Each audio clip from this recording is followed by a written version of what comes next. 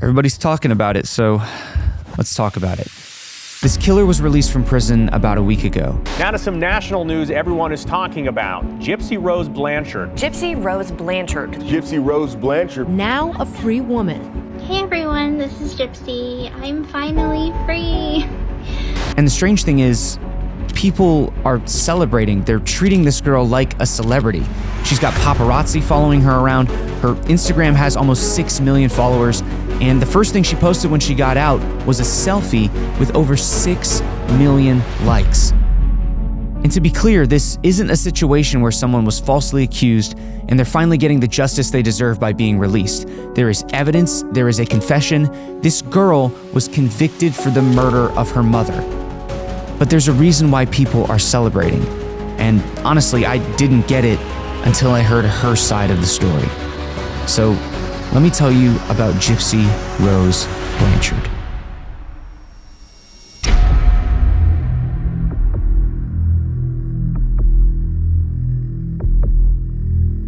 It's the 1990s in New Orleans, Louisiana, and the two people we're going to be talking about in this story are Gypsy Rose Blanchard and her mother, Dee Dee Blanchard.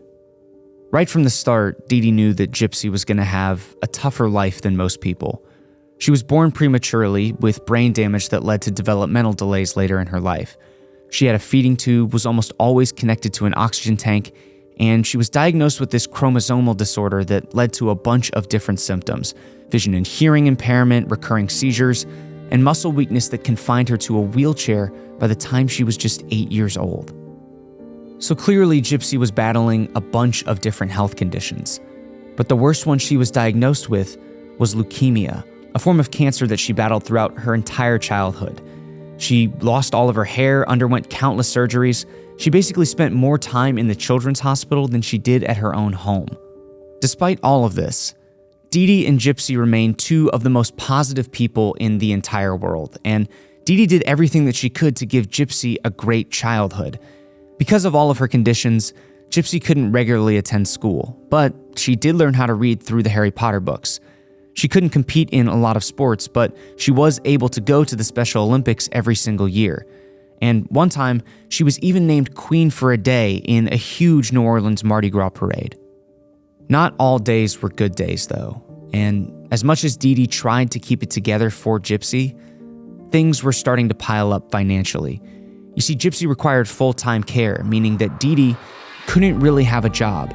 So most of their money came from one of two places: child support payments from Gypsy's father and public assistance from the government due to Gypsy's conditions.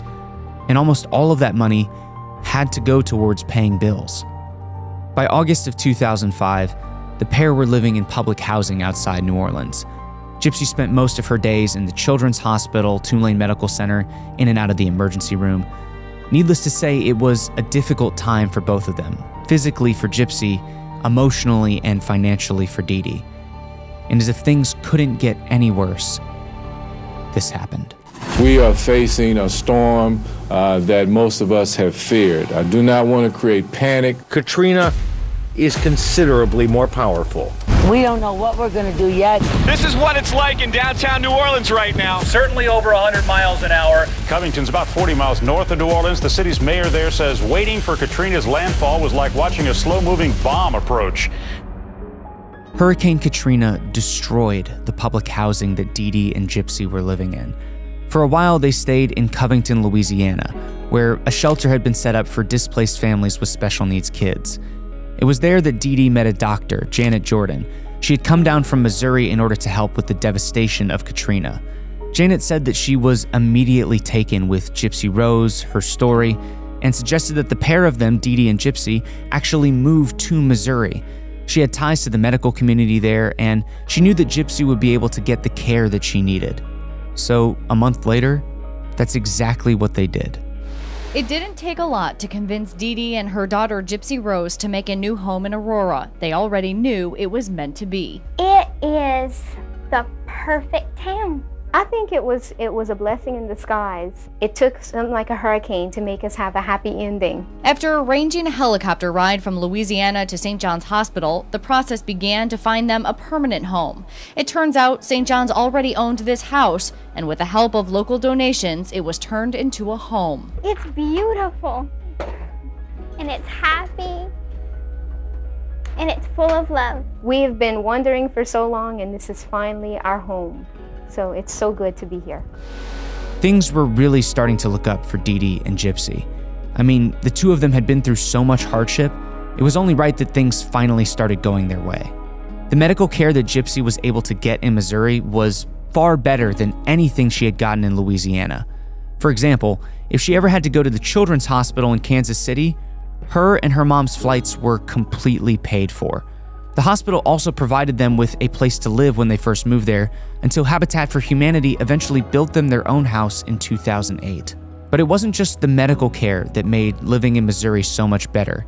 Dee Dee and Gypsy also got free trips to Disney World through the Make-A-Wish Foundation, and pretty frequent support from members of the community who had heard their story. You've got a mother and her ailing daughter that lost everything to Katrina, just trying to rebuild their lives in Missouri. You know, it was that feel-good story that every news station wanted a piece of. But on June 14th, 2015, what was a feel-good story took a very dark turn.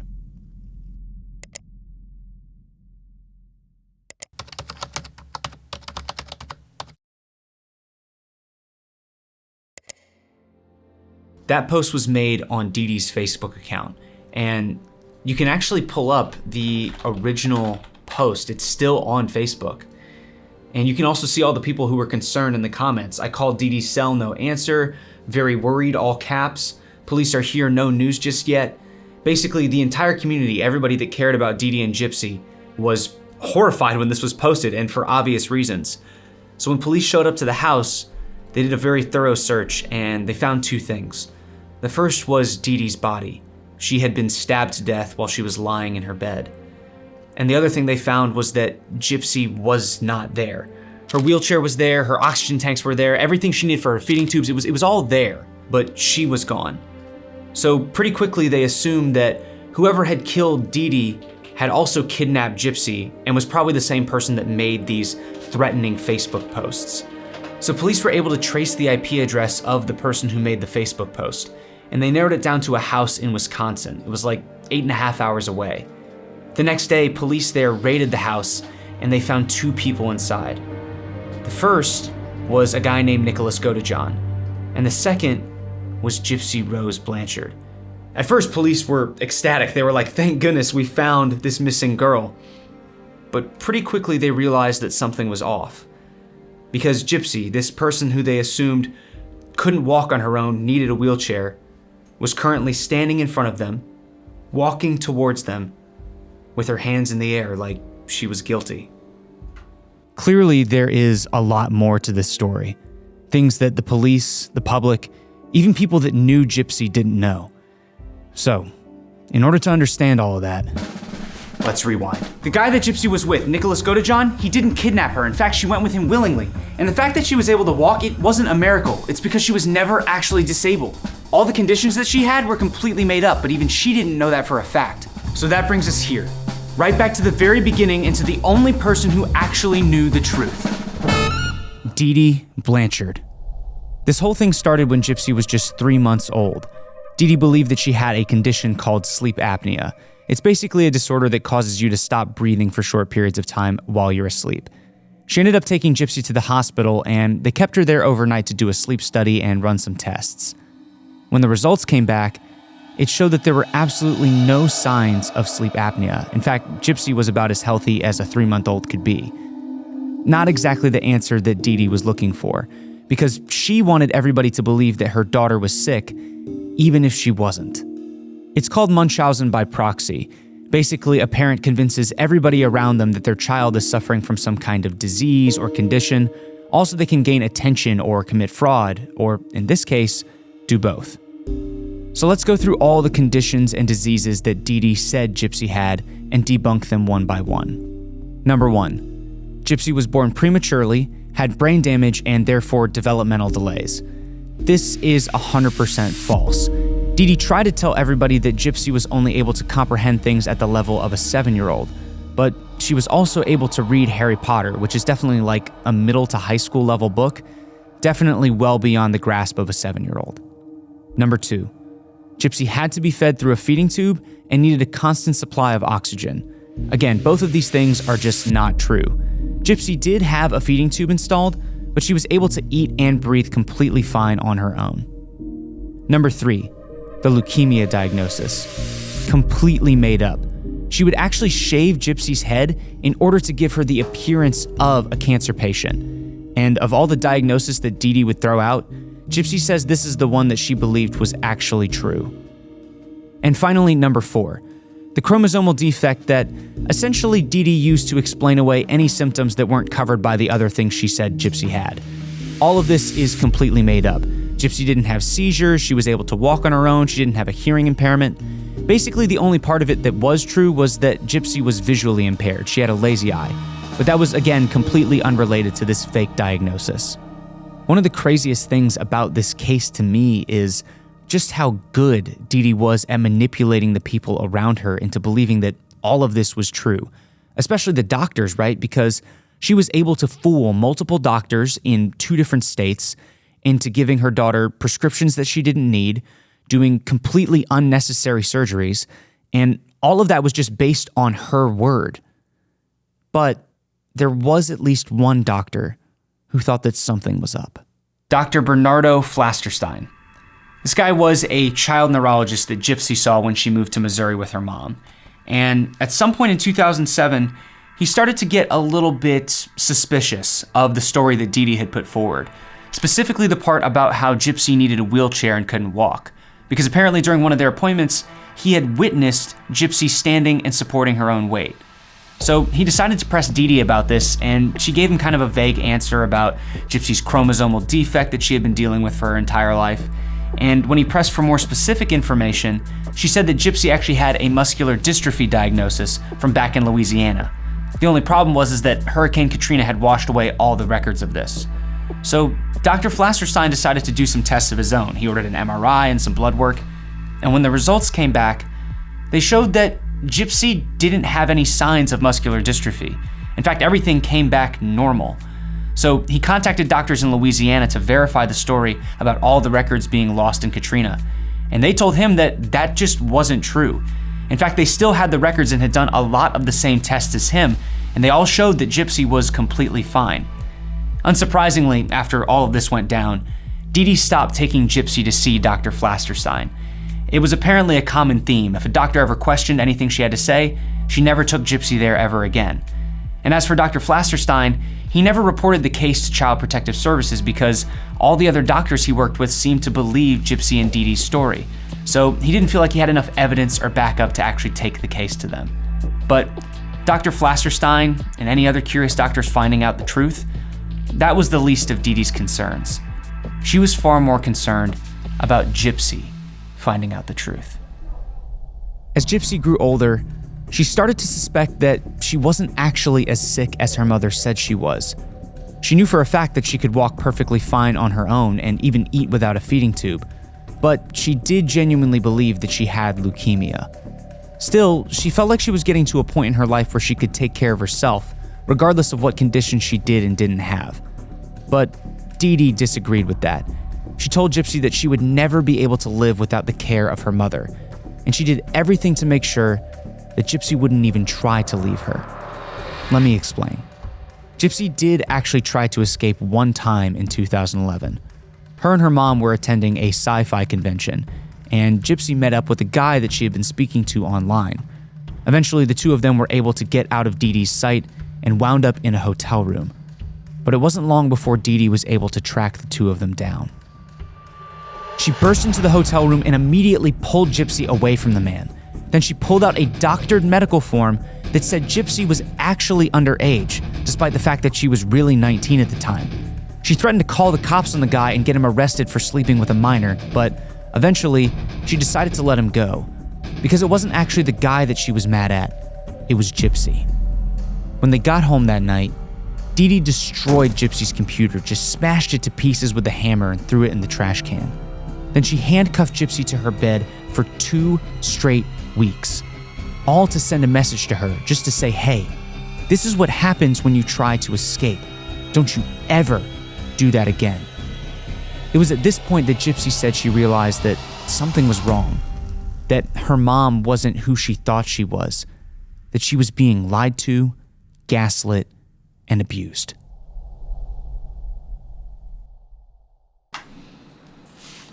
Dude, some of the stuff is really tough to listen to. Yeah.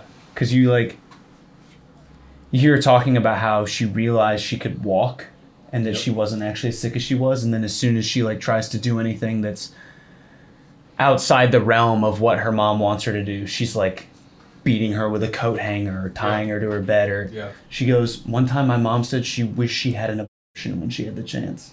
You start to understand why. I stuck just to reading the Wikipedia article because I knew if I heard her talking about it, it was going to be really difficult. So much worse. Yeah. So much worse. So after that point where she tried to escape, Gypsy was understandably very afraid of trying to pull the same stunt again. She didn't think it was worth it. She didn't see it as an option anymore.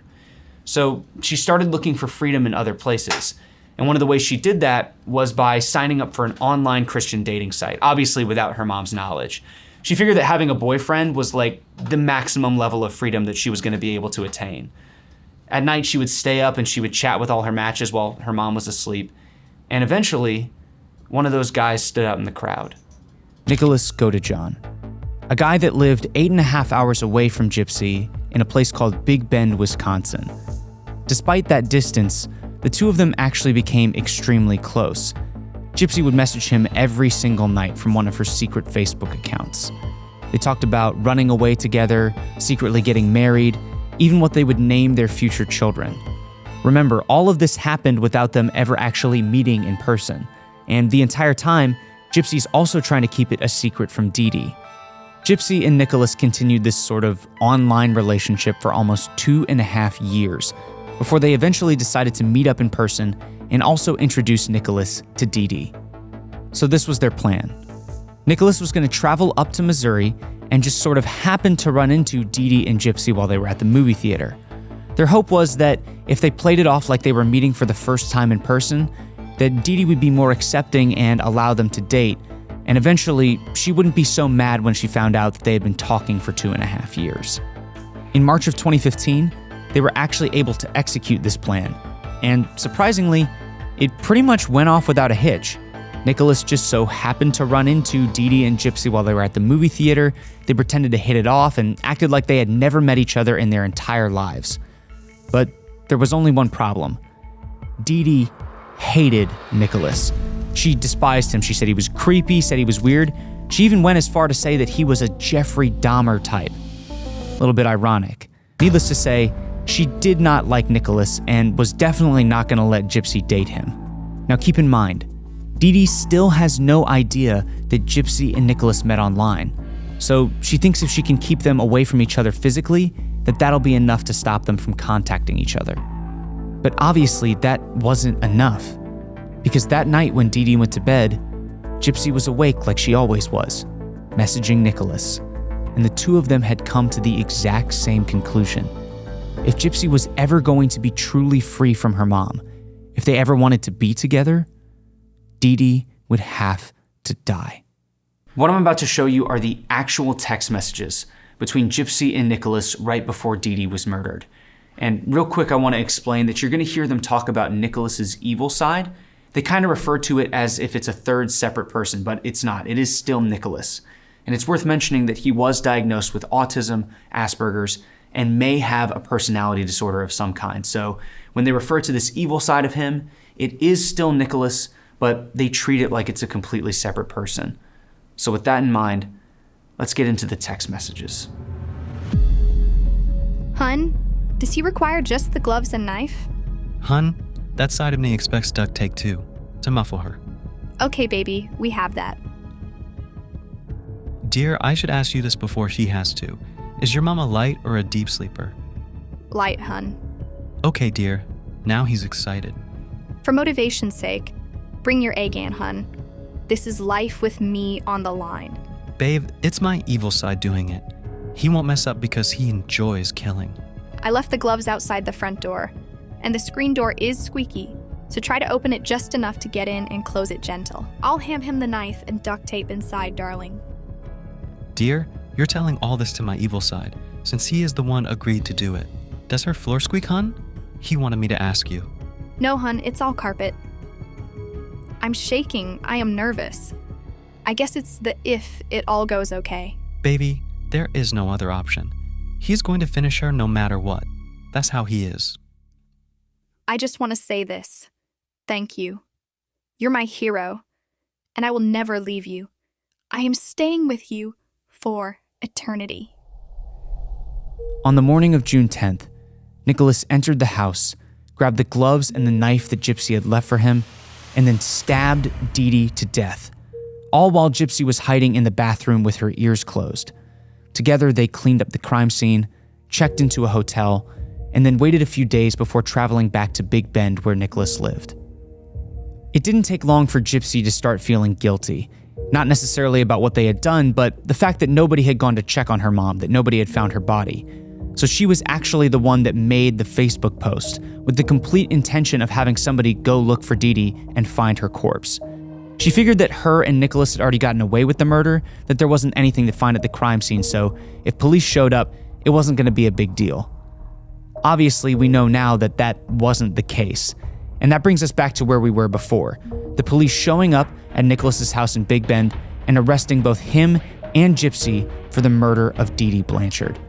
They were both taken to the police station where they were interrogated separately, and interestingly enough, their stories didn't exactly match up. All right, I have watched through both Gypsy and Nicholas's interrogation, and I want to go through them with you guys, show you some of the stuff that I thought was interesting, and also some of the stuff that I think is important for you to know. So the first thing that happens is that Gypsy and Nicholas are kept in separate rooms alone, and they're allowed to stew, just kind of sit with their own thoughts. It's a pretty common police tactic. We've talked about it in a previous video, but sitting in that room alone with nothing to do but think about what you've done, boy, does it make you want to start confessing. Nicholas actually starts talking to himself and almost says something that sounds incriminating right before somebody walks into the room. She's okay. I want to be reunited with her as soon as possible. She did a perfect job, obviously, getting out of the house because... After they've been left alone for a while, detectives come in and get some preliminary information, stuff like name, birthday, age, and it's kind of interesting to see Gypsy talking to these cops because she feeds them the fake information that her mother was feeding her. You can see that even she doesn't know the full scope of what her mother was lying about. She doesn't even know her own birthday. Me and my mother are Hurricane Katrina survivors. Okay. And my birth certificate was washed away in Katrina. Okay. And unfortunately, they messed up a long time ago. They messed up the paperwork, and it said 1991, but it's actually 95. Okay. Is that what you? How old then? I would be really 19, but on here it's my Medicaid. My medical insurance has 23. Pretty early on in this interview, Gypsy makes a crucial mistake. She refers to her mom in the past tense because she has the guilty knowledge of knowing that she's dead. But the cops haven't mentioned that yet. My mom didn't let me use mine because she was like, it's unsafe. So, oh, really? Yeah. Why did she feel like that was unsafe? My mom tended to be overprotective. Okay. Once we get into the actual interrogation, you're going to see these investigators take very different approaches. The guy that's interviewing Gypsy, he is very direct. He wants Gypsy to get to the root cause of why they're there. He doesn't let her go off on tangents. He wants her to be very specific about what happened. Your mom's dead, okay? Now, what I want to ask you is, your mom's passed away, okay? And she's deceased, all right? I would never hurt my mom. Okay, sweetheart, do you really want to dig yourself? You're digging yourself deeper. Okay? No, seriously, I would never hurt her. Listen to me. Did she have a heart attack? She was Hey, sick. look at me. We're not gonna play those games. I'm not gonna do that. Please tell me she did not commit suicide. She had bipolar. Hey, we're not gonna get off on that track. The woman that's interviewing Nicholas is a lot more friendly. She tries to kind of endear herself to him, gain his trust. She even lets him go on a 10-minute tangent about his relationship to Gypsy. I kind of just want to talk to you and start from the beginning, maybe, like how you guys met, or whatever, you know, is that, can we start from where you guys met? Would that make you feel comfortable? I'm fine with that. Okay, where did you guys meet?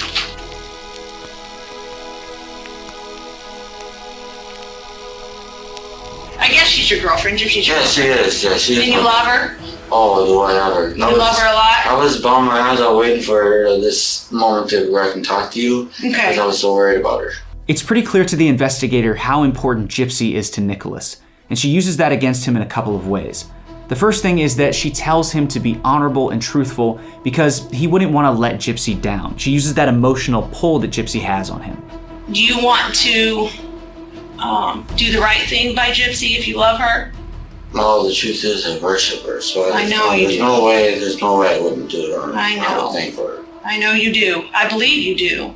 But this is the point where you're going to prove whether you do or not, okay? Me and you talk. Okay. Okay? The other thing she does is lie to him and say that Gypsy has already given them everything they need to know. I'll tell you right now, Gypsy did tell me everything. She told us everything. She told us about you coming there. She told us what happened to Mom. She told us about your guys' relationship. She told us about the cleanup. She told us about all of that. Now, keep in mind, it is completely legal for investigators to lie to suspects during interrogation. And in this case, it works. I did actually stab her mom. I will admit it. I know. Okay. The only reason I did it is because I did it for me and her. That's the real reason I did it. I would have never did it if it was not for me and her. Okay. Did Gypsy know that you were going to kill her mother? She asked me to. Okay. How did Gypsy ask you to do that? Did she ask you to do that in a text message, on a Facebook, or in person, or something different? Well, it was more than once. I mean, you had Facebook, we would talk about it on there, we would talk about it even on Texas. So you wouldn't have done it if somebody else would have asked? No. Okay. There's no way I would have did it for anyone else. Okay, so you just I did it. truly do worship her to the point there's nothing I want to do for her. Okay. Okay. Well, I think you've proved that. So while Nicholas is actively confessing, Gypsy is doing her best to act like she has no idea what's going on. You know what happened to your mom, okay? You know exactly. Sweetheart, listen to me. Let's not go down that road. You know what happened. You know what happened. You were there, okay? Wait, no. Yes, you were. You were there. I wasn't there. Eventually, though, the walls start to crumble around her, and rather than tell the truth about what happened, she just throws Nicholas under the bus. I'm sorry that I lied to you from the beginning. I'll tell you the truth all now. Okay, I'm proud of you. He killed my mom. You killed your mom. Yes, I know it. How did you do that? I got up to use the restroom, and at that point, he had put me in the bathroom, and he had locked the door. He went to my mom's room, and I heard her cry. And he opened the door, and he was covered in his hands and blood, and he had cut himself with his finger. You think I was leaving out? Nothing about you? I didn't do anything wrong. You never killed your mom? No. Never touched her with a knife? No, never kissed her. You never agreed, told him that you knew he was going to kill her? No. The thing about this that's so interesting to me is that Gypsy was raised by somebody who was a master of manipulation, right? Dee Dee manipulated everybody around her into thinking that Gypsy was sick for her entire life. And you're starting to see some of that come out in Gypsy because it was the way that she was raised. It was all she ever knew, manipulation. And that's no fault of her own, but it did surprise me how quickly she threw Nicholas under the bus, despite literally texting him and saying they'd be together forever and how thankful she was about what he was doing for her. After listening to Gypsy's entire story, it's clear that the investigator doesn't believe everything she has to say, and he makes sure to come back and let her know that. I'm going to spend all my night long listening to your lies anymore. You told me the truth on some things, but you left a lot of stuff out. You brought that knife into the picture. You brought the idea into the picture. I didn't bring the idea. You did bring it into. You brought the whole thing in the idea. No. And he did it for you. You didn't get locked in the bathroom, okay? I'm not stupid. First of all, the lock's on this side, so you can't get locked in her. You pulled all the strings on it, and you're behind it. Now, listen, Gypsy, I'm not going to sit and argue with you about it, okay? All I wanted was him to come and get me. No, that's not all you wanted. There's a lot more to this whole story that you're leaving out. The whole thing ends with Gypsy doing what she should have done from the start, asking for a lawyer. I want a lawyer! Please, sir! I want a lawyer! Please, I need a lawyer! Okay, have a seat. She knows that she's been caught. She knows that there isn't a way out. But once investigators find out the full scope of what happened to her, the abuse that she endured, it definitely reframes the way that they think about the crime. When the truth came out about what happened to Gypsy, there was this overwhelming wave of support for her. You know, people started to really understand why she did what she did, why she felt like she had to kill her mom in order to get out of that situation. And all of that kind of culminated in her being offered a plea deal, being charged with second-degree murder and only serving 10 years in prison. Now, she was released early. She only served 8 years. But Nicholas Godejohn, he wasn't so lucky. The jury said that because he wasn't actually facing the abuse from Dee Dee, he wasn't justified in committing the murder. So he was charged with first-degree murder and sentenced to life in prison, a sentence that he's still facing today. I think this is the hardest part about telling the story, the ending, because if you look online, there is just so many varying opinions about what happened, what should have happened, how the case was handled. I spent a lot of time talking to the other guys in the office, and we kind of all came to the same conclusion. Gypsy did what she had to do in order to escape the abuse. But she also did need to be punished because, you know, it was still a murder. The time that she spent in prison, that was enough. If she had been charged with anything more, it would have been excessive.